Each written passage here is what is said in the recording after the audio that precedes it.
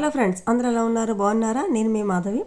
సంవత్సరానికి ఒకసారైనా సరే నదీ స్నానం కానీ సముద్ర స్నానం కానీ చేయాలంటారు. మేము ప్రతి సంవత్సరం కార్తీక మాసంలో మాకు దగ్గరలో ఉన్న గోదావరి స్నానం చేస్తాము. తెల్లవారుజామున 3:30కి కొవ్వూరు గోషపోద క్షేత్రానికి చేరుకున్నాం. అప్పటికే చాలా మంది పూజలు చేశారు.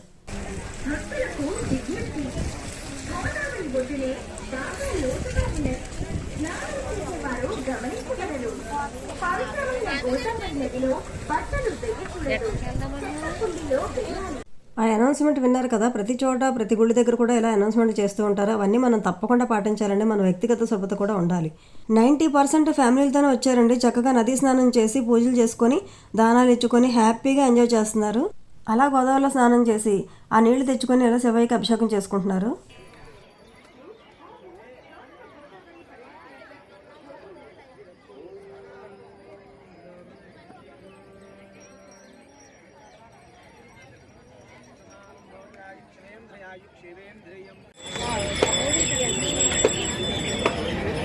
చూసారు కదా ఎంత అద్భుతంగా చేసుకుంటున్నారు అందరూ కూడా. నదిలో స్నానం చేసిన తర్వాత ఒడ్డునే ముగ్గు వేసుకొని వినాయకుని పెట్టుకొని పూజ చేసుకుంటాం. అది అందరికీ తెలిసిందే. అలాగే గుళ్ళని కూడా చేసుకుంటాం. దీపారాధన అన్నీ పెట్టుకుంటాం. దీప నైవేద్యాలు సమర్పించుకుంటాం. మన పని అయిపోయిన తర్వాత దానాలు ఇచ్చేసుకొని దీపాలు పెట్టుకున్న తర్వాత అవన్నీ తీసుకెళ్ళి గంగలో కలిపేయాలి. అలా ఉంచకూడదు.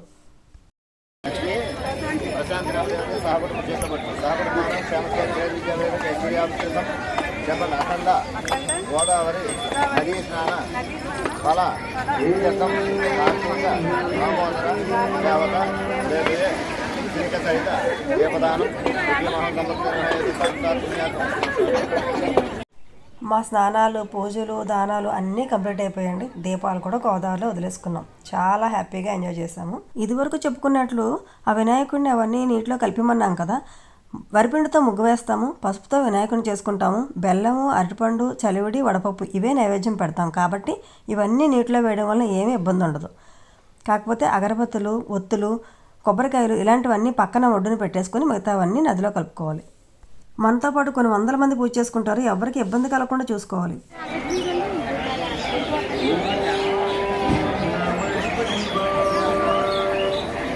గట్టు మీద పెద్ద రావి చెట్టు ఉంది. రావి చెట్టు కింద సుబ్రహ్మణ్య స్వామి ప్రతిమలు ఉన్నాయండి, రాతి విగ్రహాలు. వాటికి పూజలు చేస్తున్నారు చాలామంది.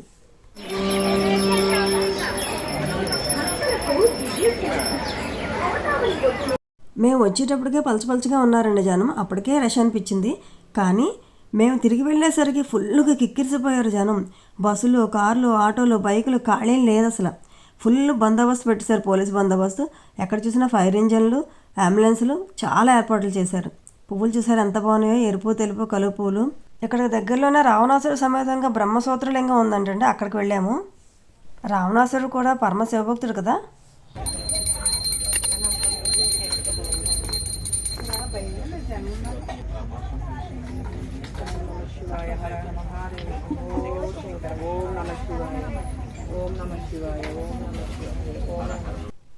ఈ శివలింగం బ్రహ్మసూత్రలింగం అంటండి. పంతులు గారు పక్కనే కూర్చున్నారు. ఉదయాన్నే అభిషేకం చేశారంట. తీర్థప్రసాదాలు వచ్చిన వాళ్ళు అందరికి అందిస్తున్నారు. ఎవరికి వాళ్ళే ఆవు పాలు, నీళ్ళతో అభిషేకం చేసుకుంటున్నారు.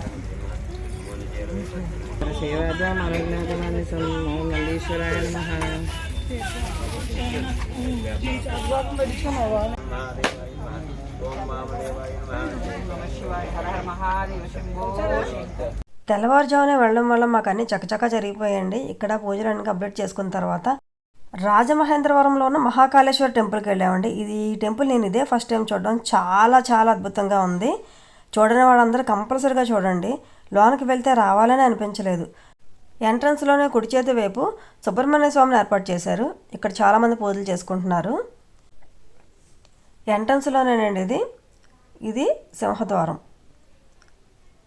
ఇక్కడే ఎడం చేతి పక్క ఒక శివలింగం ఏర్పాటు చేశారు. అక్కడ కొబ్బరికాయలు కొట్టి అభిషేకం చేసుకుంటారు ఆ శివయ్యకి. లోపల అడుగుపెట్టాక మహా అద్భుతంగా ఉంది.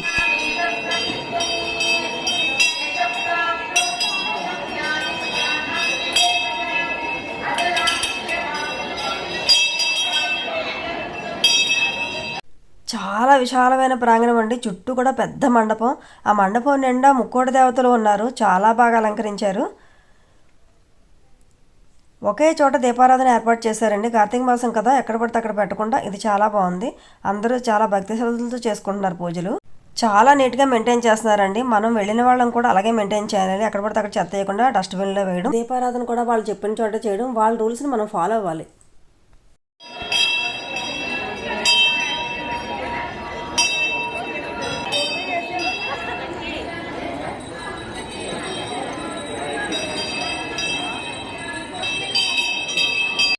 ఇది మెయిన్ శివలింగం అండి. చాలా పెద్దగా ఉంది. ఎవరికి వాళ్ళే అభిషేకం చేసుకుంటున్నారు. ఇది ఫ్రంట్ ద్వారం.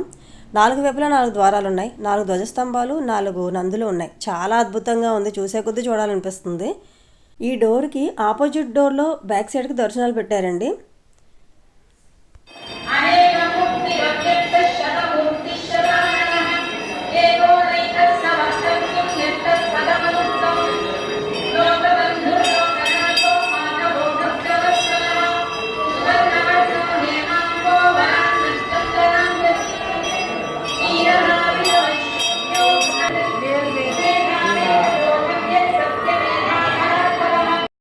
ఇది రెండో ద్వారం దగ్గర అండి. ఇక్కడ అమ్మవారిని ఏర్పాటు చేశారు.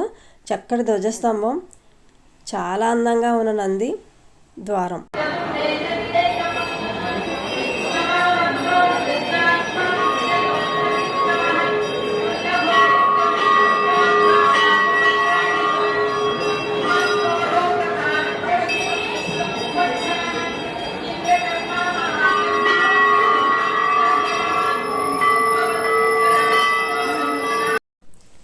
చూసారా ఎంత విశాలంగా, ఎంత నీట్గా ఉందో. చాలా బాగా మెయింటైన్ చేస్తున్నారు. ఈ టెంపుల్లో ఇంకో ప్రత్యేకత ఉందంటండి. పక్కనే శ్మశాన వాటిక ఉందంట. అక్కడి నుంచి చితాభస్మం తీసుకొచ్చి రోజు తెల్లవారుజామున 5 గంటలకి అభిషేకం చేస్తారంట. అది చూడడానికి చాలామంది వస్తారంట.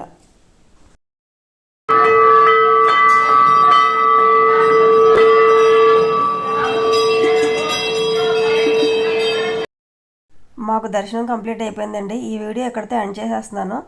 ఈ వీడియో కనుక మీకు నచ్చినట్లయితే like, share and subscribe. Thank you.